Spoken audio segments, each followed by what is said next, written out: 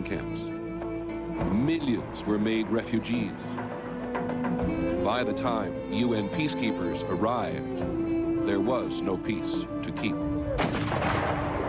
But now the United Nations could see for itself the systematic killing of men and women and children simply because of who they were. The genocide. At the United Nations, the most powerful nations in the world passed resolution after resolution condemning the Serbs. But the most powerful nations in the world, the leading countries in the United Nations, did nothing to stop it. And then the Marketplace Massacre. I'm Peter Jennings in Sarajevo. We're going to begin this program here in Sarajevo's Central Market because it was here just a little more than a year ago that we came upon the worst single example of terror that this city has ever seen. A single mortar shell launched into a marketplace so shocked the world that the major powers finally decided something had to be done to stop the Serbs from shedding civilian blood day after day after day. Having seen this carnage, the Western powers threatened to bomb the Serbs if they didn't stop shelling Sarajevo. And sure enough, the shelling stopped. It seemed as if world leaders had a change of heart, had really decided they could put an end to this nightmare after all. There was momentum. But tonight you will see just how the United Nations squandered that momentum. And you will see why the United Nations failed the biggest challenge since it was created. Peter Jennings reporting, The Peacekeepers, How the UN Failed in Bosnia. Brought to you by Kellogg's. The Security Council of the United Nations is a very important part of our story tonight, because it is here in this room that the world's leading nations, including the United States, made a promise to the people of Bosnia. And when those great nations, including the United States, do not keep their promise, that matters. We are going to see in startling detail tonight just how much a promise is worth. We're going to witness how the most powerful nations in the world have allowed themselves to be pushed around by people who have been given no reason to respect the UN or even fear Western military power. 2 years ago, with the Serbs overrunning so many towns throughout Bosnia, the UN designated 6 pockets of Bosnian territory as safe areas. The people in those areas would be protected by the UN, even if that meant using force. Gorazde in southeast Bosnia was one of those safe havens. The responsibility for protecting the safe areas belongs to the United Nations military commander on the ground. Last year, that was Lieutenant General Sir Michael Rose, a popular British war hero.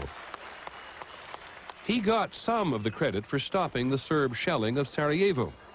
But it wasn't long before the Serbs challenged Rose again at Gorazde. For 28 days last spring, the Serbs attacked the Gorazde safe area, firing round after round of shells into the town. It was a blatant assault on a civilian population, a clear violation of the whole concept of safe havens. Is not part of your mandate to deter attacks on UN-designated safe areas? That is absolutely so, and that's exactly what we did at the time of Gorazde. We deterred the attacks that were taking place against that town. But the United Nations did not deter the attacks on Gorazde. We went back to the town, still encircled by Serb forces, to reconstruct what really happened there. We took with us Dr. Mary McLaughlin. Well, it looked very much then as it does at the moment. Dr. McLaughlin is an Irish medical doctor working for the United Nations High Commissioner for Refugees. She was in Gorazde on a routine humanitarian mission last March. She got trapped when the fighting started. She has not been back to Gorazde since. Hey. Oh, Jesus Christ, Mary McLaughlin! Eddie O'Dwyer is also a UN aid worker. Did you ever think you'd see me here? O'Dwyer lived through the siege with Mary and is still working in Gorazde. Mary remembers believing that the United Nations would protect them. We expected that when Gorazde was declared a safe haven, that if our lives and the lives of the civilians in town were seriously threatened, that something very strong would be done. We expected this, we waited for it, but we waited and waited, and in the end we had given up. We thought it would never come. The attack began on the outer edges of the safe area, the small villages surrounding the main town. They were shelling the little villages and then burning them afterwards, and we had many reports of old people, blind people, etc., that were burned because they couldn't get out of their houses in time. Then the people had to hide in the hills and try and get to Gorazde at night.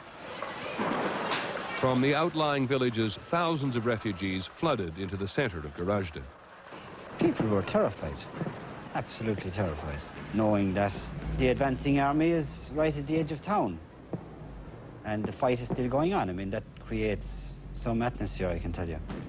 Eddie, Mary, and a group of 4 UN military observers inside Gorazde sent daily cables back to Sarajevo headquarters, describing in detail what they saw as the start of a major offensive against the Gorazde pocket. But to their dismay, General Rose, who was receiving the cables, played down the attack and publicly questioned their assessment. But I've long since ceased to believe the first reports I hear in this country. Accompanying General Rose was Major Pat Stogren, a Canadian military observer for the United Nations. General Rose made a statement that he felt, words to the effect that he felt the reports coming out of the pocket were grossly exaggerated, and that he was sending in more military observers to verify the situation. Major Stogren went into Gorazde along with a team of General Rose's hand-picked men. It didn't take long for him to conclude that General Rose had it wrong. There was heavy shelling going down, and the senior of General Rose's men, he asked me point-blank range. He said, what do you make of this? And I said, in no uncertain terms, that there is a major offensive going on. It was General Rose's job to deter attacks against safe areas, and he had the power to call in military force to do so. At his disposal, warplanes from the North Atlantic Treaty Organization based in nearby Italy. Admiral Leighton Smith, in charge of the NATO force, had a list of targets ready to go. My recommendation to General Rose, I think consistently, was we have the capability. My recommendation is more robustness, but he is the ground commander. I saw myself as supporting him in that role, and he chose not to be more robust. We're not there to impose a political or military solution on any party as peacekeepers. That is a war-fighting mission. We are not there as war fighters. We do not go to war in white-painted vehicles. But isn't it slightly misleading, General, to say that you don't go to war in white-painted vehicles because it ignores the fact that you do have, whether you choose to use it or not, this enormous resource of air power? NATO, of course, is a very powerful war-fighting machine. It happens to be involved in a peacekeeping mission, not as a war fighter. General Rose feared that the outgunned Bosnian government army was trying to draw him into fighting the Serbs on their behalf. Well, we'll go down and have a chat with them. Listen to these remarks from Rose, caught on a home video camera while he was visiting his men. Well, they think we should be fighting their war for them. Sod them, they lost the I mean, how the hell they let tanks down that goddamn route? One bloke with a crowbar could have stopped the tank. But, you know, I think they basically turned and ran and left us to try and pick up the bits. They weren't that interested. But Major Stogren says that Bosnian soldiers were simply overwhelmed. They were fighting desperately for their own families. That's the way I viewed it on the ground. They were certainly committed to defending the city of Gorazde. Instead of using force, General Rose tried to negotiate a peace with the Serbs. But the Serbs tricked him. They agreed to a 24-hour truce and then used that time to seize a strategic high ground right above the center of Gorazde town. Finally, General Rose had had enough. He asked me to provide close air support. It took me less than 1 second to say yes, and we had aircraft in working the target. It was the first air-to-ground attack in NATO's 45-year history. I remember the aircraft coming in. It was actually a very proud moment for me as a member of NATO to see this. Everybody ran out in the street and cheered, and we were all the same for ourselves. I got the target on my nose. Hey, what are you aiming at, too? I'm right at a tent. That is correct, a tent. The first NATO airstrike in its history hit one Serb command tent. We have bomb splash, bomb splash. You finally called NATO into action, military action, for the first time on the 10th of April, and they knocked out a tent. What's the message there? Well, I mean, you could say that that's all they did, but of course, the use of force in those circumstances is more of a political act than it is a military act. But what was the message here? What was the message? You brought power, you brought force to bear. Whether you hit a tent or you hit anything else, you brought force to bear. What was the message you were intending the Serbs to get, and why didn't they get it? Well, they did get it, and of course, it wasn't just a tent we hit a command post. Do you think the Serbs got the message? Well, definitely not, sir. They were back at it on the morning of the 11th. General Rose called in airstrikes again. This time they hit 2 armored personnel carriers and a truck. But the Serbs still didn't get the message. They continued their assault against Gorazde. Back in Sarajevo, General Rose, unwilling to take stronger military action, seemed to be backing off. What we are not here as is an army of occupation who can establish peace by force. We cannot do that. That's not within our mandate. And the general had this message for the citizens of Gorazde. Well, my message to them is keep calm, keep in cover if shelling does take place, and just wait this thing out. 2 days later, these pictures were recorded on a home video camera inside the Gorazde hospital.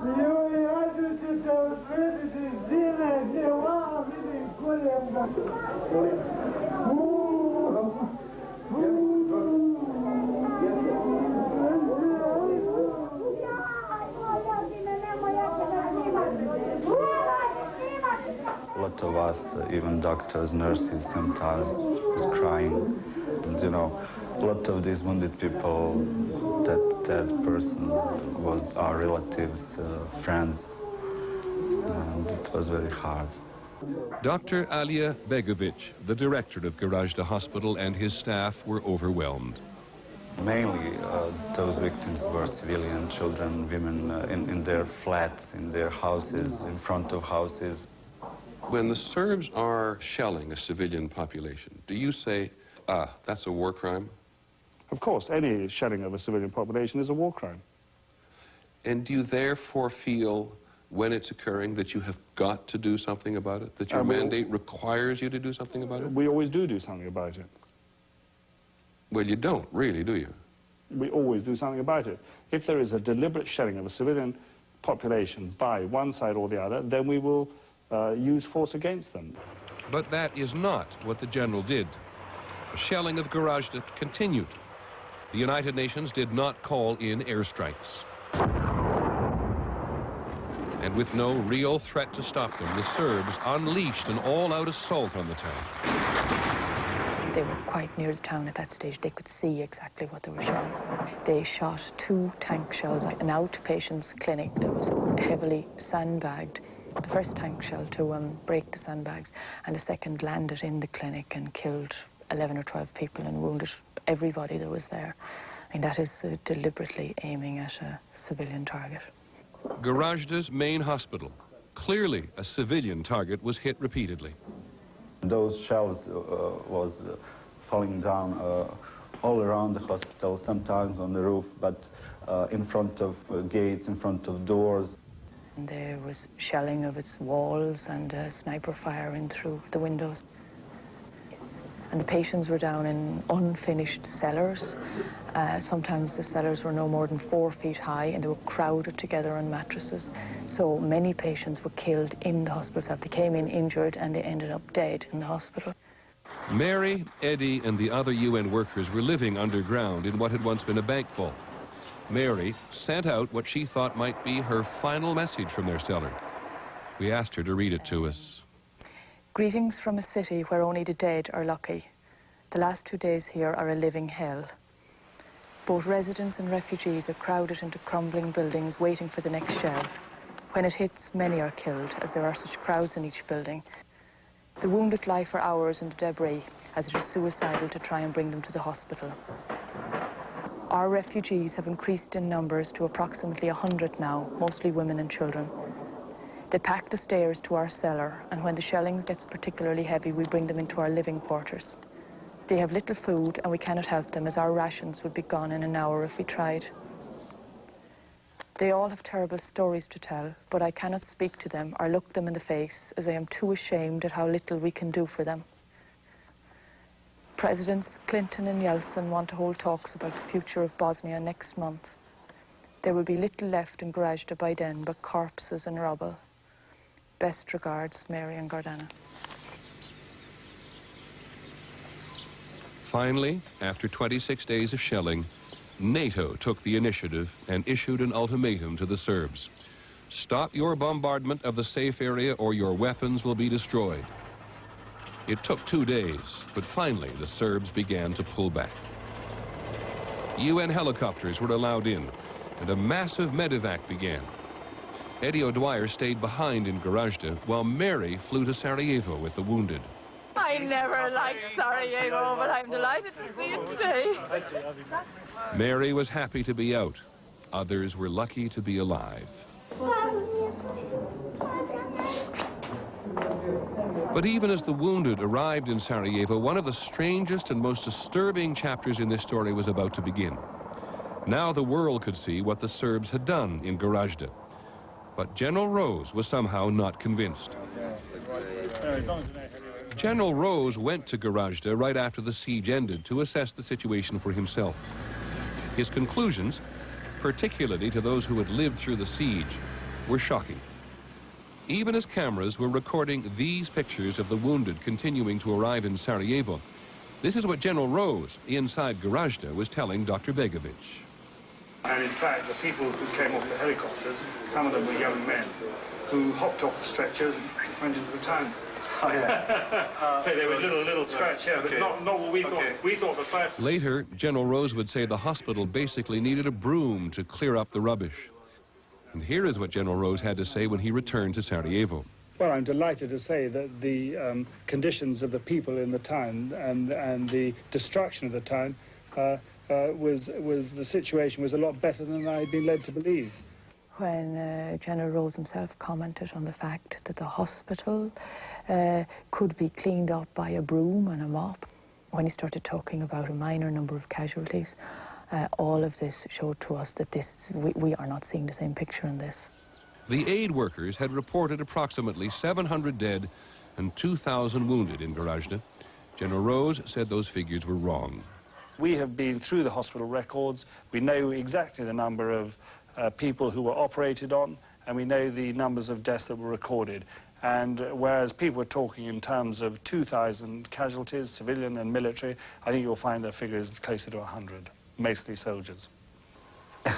Yeah, I would ask what did he mean, per day or in total? It's really funny. You know, why didn't he visit graveyards and he had opportunity? I don't know. We went back to see Dr. Begovic at the hospital, and we told him your figure of 100 casualties. He laughed, and he said, did he mean 100 a day?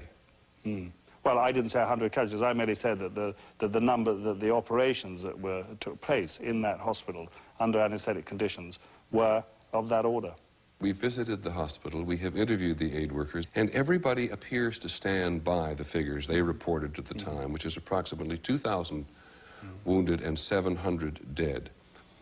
What is the evidence that you have that has consistently proven them all wrong?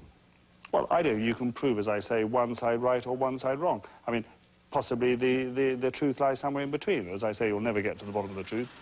But the United Nations' own investigators tell us today they have no reason to doubt the casualty figures reported by the aid workers. As far as I'm concerned, the numbers, the direct numbers of deaths, is not so very important as the fact that these people never should have died. Why not? If Gorazde was protected as it should have been, and if strong, assertive action was taken at the beginning of the siege, I believe myself that it would have been halted in the early stages and there would have been very little casualties. Those who blame General Rose for the disaster at Gorazde believe he will not acknowledge how serious it was in order to justify his own failure to stop it. But the general was answerable to his bosses at the United Nations. And the Bosnian Prime Minister, Haris Selajic, told us there is no reason to think that they wanted General Rose to do more than he did. Behind all this, there is one genuine wish, and that's to take Bosnia off the table, if possible, by all means, and forget about it. Today, the people of Gorazde remain trapped. They are still surrounded by Serbs, and almost half their territory is gone. They have no fuel, they have no work. They depend on aid convoys from outside for all of their needs. What was once a United Nations safe haven is now a glorified refugee camp. Peter Jennings reporting, The Peacekeeper. When the United Nations failed in Gorazde, there were officials here at the United Nations and in Washington who believed that this would only make the Serbs bolder. And they were right. 6 months later, the Serbs turned their attention to northwestern Bosnia, to a place called Bihać. Bihać had also been designated a UN safe area. Here was a chance for the United Nations not only to keep its word, but to redeem its honor. Since the beginning of the war, Bihać has relied on UN aid for survival. Last May, when the Serbs blocked all food convoys trying to reach Bihać, thousands of people went hungry. UN Civil Affairs Officer Ed Joseph was there. When you talk to them and look at them and they say, what about a convoy? It's a food convoy or something will come, and you have to sort of shrug your shoulders and say, we can't even get one in for ourselves. With the United Nations unable to feed itself, much less the residents of the safe area, the Bosnian Fifth Corps, its headquarters were in Bihać, launched a major offensive to break the Serb blockade. For 3 weeks, the Bosnian Fifth Corps did surprisingly well, even captured some of the Serbs' heavy weapons. But this celebration inside the safe area was premature, because, once again, the Bosnian army was outgunned. The Serbs called in reinforcements from across the former Yugoslavia, and within 3 weeks, the Bosnian army was forced to retreat. The safe area's only other defenders were a UN battalion of troops from Bangladesh. Colonel Salim Akhtar is their commander. The safe area in its true sense, whether it's really safe, it is not. I've seen a mosque which has been blasted. I saw a church which has been blown, and the roof has come down. The house is all burned, completely destroyed, completely destroyed. I mean, it's been burned down to an extent that you can't get people back to those houses. Incredibly, the United Nations sent the Bangladeshis into Bihać with only one weapon for every 4 soldiers.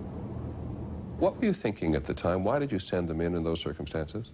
The fact that they had less weapons than we may have had in our army is a reflection partly of the fact that they do not waste money in Bangladesh. They're a very hard-up nation, and that they only gave rifles to those people who needed to be deployed with rifles. But other UN officials told us they were amazed that UN commanders allowed the troops from Bangladesh to be deployed without enough rifles. And by November, even rifles wouldn't have been enough. Once again, the Serbs defied the UN and launched an air attack against the Bihać safe area. I was speaking to my girlfriend who's in Zagreb on the phone when this jet screams by and sort of vibrating the windows, and everyone jumps up. Was that one of ours or one of theirs?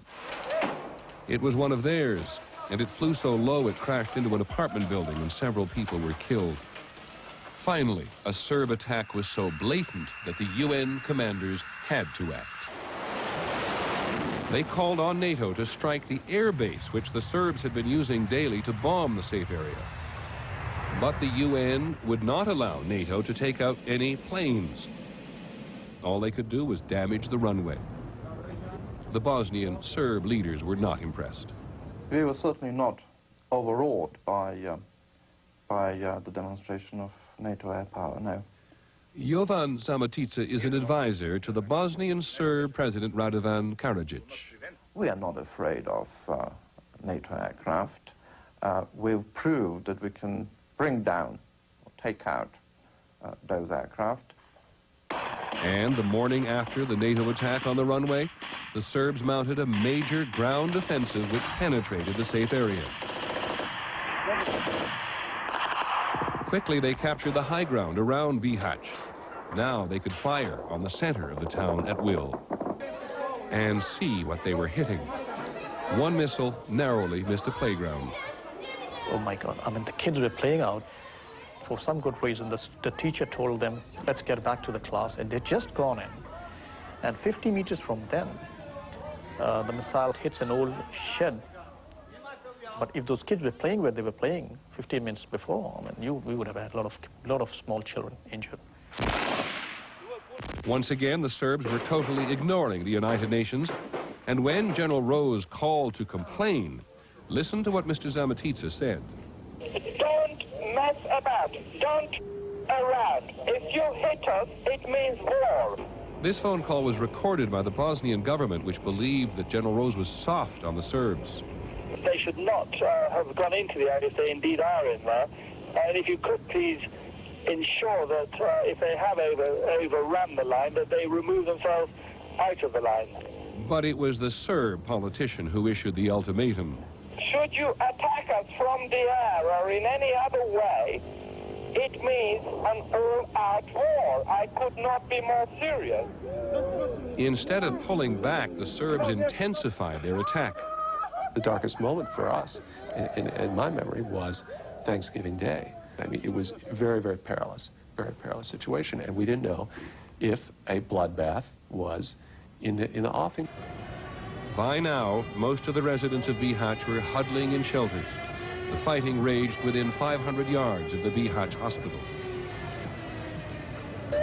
But still, the UN refused to call in airstrikes on the Serbs. The Bosnian Prime Minister, after meeting with General Rose, lashed out at the United Nations. How come the Serbs are around Bihać? How come they do not call for the air support, for airstrikes, when they're sitting and killing people in the safe zone? I'm sorry to say this, General Rose is right here, standing right there. And I'm telling him, it is your responsibility to call for the airstrikes, or you are not doing your job. General Rose, any comment? General Rose. So when they were coming to attack this UN-designated safe area, the Bihać pocket, did you feel any compulsion to call in NATO to deal with them? Well, certainly, and we did indeed do that. When? I can't remember what night it was, but the first time they started to shell the town of Bihać, and I think some tank fire was put in, we called out NATO to deal with those attacks. Perhaps the general called NATO, but he never asked for airstrikes. NATO Admiral Leighton Smith. Didn't you learn anything from what had gone wrong in Garage Day? Peter, once again, I will tell you that we had all the capability. I spoke frequently with the Umprofora. Their choice, their decision, was to not call in airstrikes or close air support. I mean, nobody did anything, really. There was no airstrike. There was nothing. The only clamor to do anything came from the United States Congress, from the newly elected Senate Majority Leader, Bob Dole. Last Thanksgiving, Senator Dole went to Europe, where he pressed NATO leaders to use airstrikes against the Serbs. I was the only bad guy in the room. I was like the skunk at the lawn party. Well, what happened? The argument they would make to me is it would, unless you have troops on the ground, don't give us any advice. Lord David Owen, a negotiator for the European Union who has tried unsuccessfully to achieve peace in Bosnia, thinks the United States is being hypocritical. Why is it that then there is not more of a demand in the United States to put some of your own troops on the ground in Bosnia-Herzegovina as part of a UN force, and maybe to command the UN force?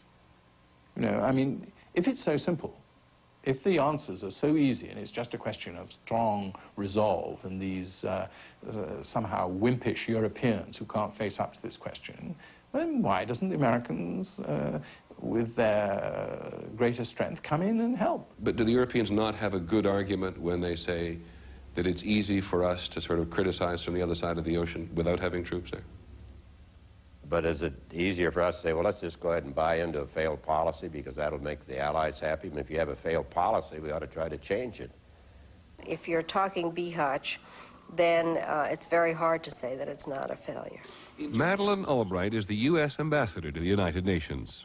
You have condemned ethnic cleansing. You've condemned attacks across safe areas.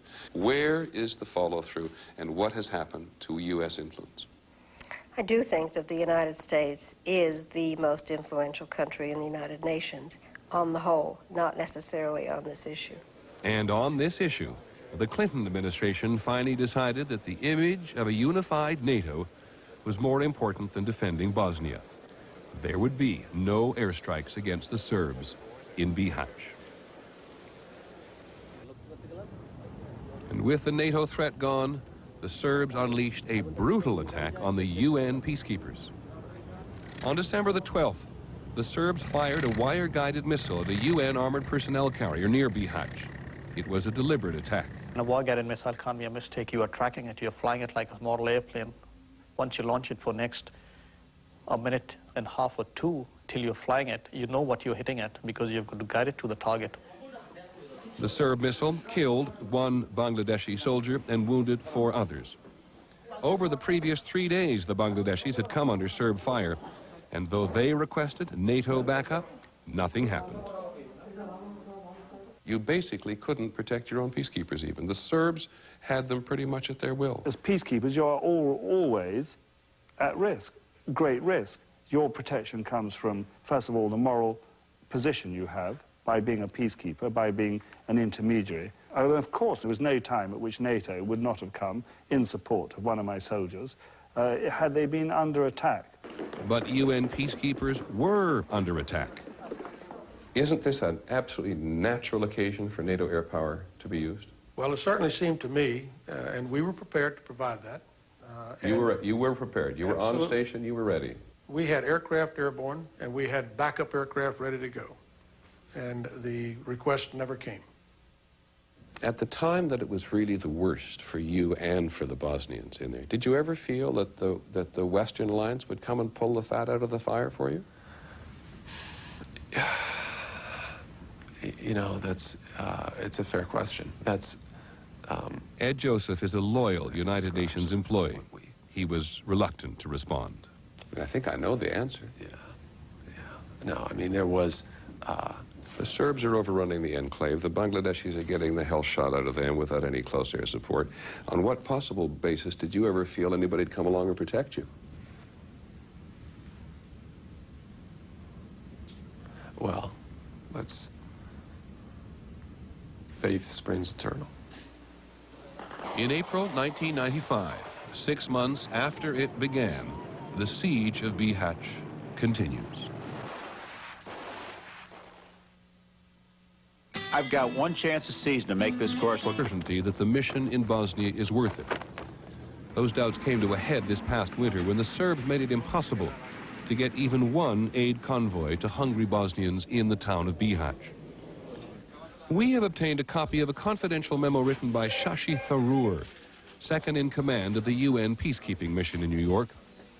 Not only is humanitarian aid blocked, Tharoor writes, but UN personnel are being detained, harassed, obstructed, and even on occasion targeted. If this pattern continues, it renders the UN mission unviable. We asked Tharoor about his grim assessment. Why not pull out? We nearly came to throwing up our hands in despair at the time of this memo, and I'm surprised you have it, Peter. It's an internal note. But what we're talking about here is a situation after the airstrikes around Bihać, in which we found ourselves obstructed, harassed, unable to do what we were there to do. Unable to do what we were there to do. How could the United Nations have gotten itself into such a predicament? For the answer, we have got to go back to the early days of the war. The UN knew it had to do something about Bosnia. The Serbs were firing hundreds of shells a day on Sarajevo. They had already killed tens of thousands of Bosnian Muslims, and the Serb army was on its way to grabbing 70% of the country. Faced with all this, the great powers at the United Nations created Umprofora, the United Nations Protection Force. It would not stop the genocide or the aggression. Instead, it would feed the victims. One UN aid official, former British Colonel Larry Hollingworth, came to symbolize the humanitarian effort. Hollingworth arrived in Bosnia in the summer of 1992 to help open the Sarajevo airport. Everything was ad hoc. We made it up as we went along. There was a lot of fighting going across the airport. The airplanes would come in, they wanted to get off the ground as quickly as they could. But the most important thing of all is that the United Nations had said that this airport was open for business and we were to bring in humanitarian aid. At first, says Hollingworth, the UN brought in a mere trickle of food. I mean, I remember at one stage being so depressed because we were only bringing in flour. And the people were saying, look, are you aware we've no wood? We've no means of heating this stuff, and we've no water. What are we going to do with it? Do you use it as snuff? What do we do with it? I think that more than anything else, we gave the people in those early days hope if we didn't actually give them sustenance and hope. And save lives. Oh, undoubtedly. Hundreds. I mean, I would say 100,000 lives. I'm certain of that. No question about it at all. Because for many months, the only food that came in was that which we brought in. At first, the Serbs seemed afraid of the United Nations. They agreed to turn over the Sarajevo airport to the UN without a fight. I have no doubt in my own mind that if we had been terribly strong in those early days and we had swept before us every obstacle and just driven them to one side, I think we would have succeeded. But the United Nations wasn't strong. In fact, the more troops the UN sent in to protect food convoys, the less willing it was to use force. Arje Nair, an international authority on human rights, says humanitarian aid became the perfect alibi not to use force. This would endanger the troops who were on the ground providing some security for the delivery of humanitarian assistance. And the UN began to transform its troops into hostages who prevented the use of military force. Actually, the UN has ended up divided against itself. Serb war crimes were condemned time and again by the UN Security Council in New York. But in Bosnia, UN officials had to be increasingly deferential to the Serb forces in order to get the aid through. We became more and more conciliatory as the days went by, and the more conciliatory we became, the stronger the Serb became, and the more he realized he could get away with it. Including humiliating the United Nations practically every day. First of all, the paperwork was never right. They always found something wrong with the paperwork. Then they would always find something wrong with one of the cabs. There was a camera in it, a roll of film in it. You didn't have approval for this. What is that radio doing in there? There was always more and more niggle. I always felt that eventually we were going to have to turn up and strip ourselves naked and be strip searched. In one instance, the Serbs hijacked an entire convoy of medical supplies, trucks and all. Peter Deck was the convoy's protection officer. Is it correct that if the Serbs want a convoy, pretty well anywhere in Bosnia where they control the roads and have the checkpoints, no matter what it is, they can have it? I am saying that exactly, yes. I mean, if there's one thing here that is, I think everyone would agree, that the Serbs do control the routes regardless of Umprofor's presence. We talked to one of your UN convoy protection officers who had to stand there with all of the Umprofor soldiers and watch an entire convoy of medical supplies hijacked by the Serbs. Do you remember the incident? For every convoy that's blocked or hijacked or intercepted, can you count the tens, the hundreds of convoys that have got through? This is ultimately our source of satisfaction. But that is not the point. Convoys do get through to areas where the Serbs do not or cannot obstruct them. However, the UN has a very poor record of getting convoys into areas under siege, where people are in the greatest need. 2 years ago, Larry Hollingworth tried to deliver aid to eastern Bosnia, where Serbs were busy killing Muslims and driving them from their homes, so-called ethnic cleansing. Serb soldiers stopped Hollingworth in a town called Zvornik. I was there, I think 5, maybe 6, maybe more days, I can't remember exactly, waiting to go into Srpska. And all the time, the Serbs were saying, no, you can't go in, it's not safe for you. And they gave you all excuses under the sun why we couldn't go. Well, it's frustrating, it's infuriating. I mean, we are the United Nations, and this is what I get fed up about. We're being messed around here. A tragedy occurred in the Kamenica fell. Kamenica, small village, fell. The Serbs took it.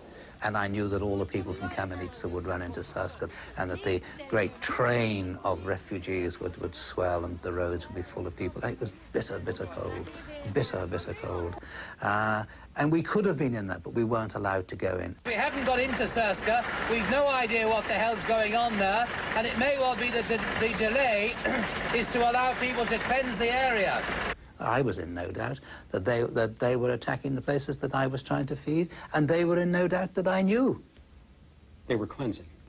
They were cleansing. Time and again, the United Nations is obliged to just stand by. This is a mission on which the United Nations spends more than $1 billion a year. In his confidential memo, Shashi Tharoor told his boss, the resources being expended by the United Nations on Umprofor's efforts are out of all proportion to the meager rewards. Let me try your own words on you again. Umprofor is in many areas unable to supply itself, unable to protect the delivery of humanitarian aid, unable to deter attacks, unable to fight for itself, and unable to withdraw. That's pretty damning. There was a particular phase in the aftermath of the Bihać crisis in which some of those things were true. They're not true today, and I wouldn't say those things today. But many of those things are true today. Snipers pick off UN soldiers on duty in Sarajevo. Serb gunners take potshots at UN planes, forcing the airport at Sarajevo to close down. And a mere trickle of food is getting into the besieged UN safe area of Bihać. Even Britain's Lord David Owen, who has tried to negotiate an end to this war, believes it is probably time for the UN to get out.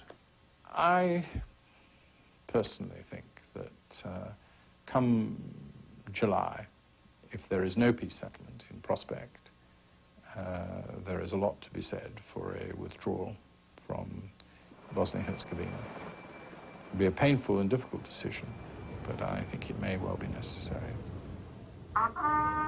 The world saw the United Nations as being the ultimate force. If the United Nations got involved, this is serious stuff.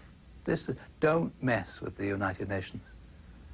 But sadly, the Serbs have proved time and time again that you can mess with the United Nations and get away with it. Peter Jennings will return in a moment. Yes, we have seen the United Nations fail, but should we be surprised? There is an enormous capacity in this organization for good, but the UN is only the sum of its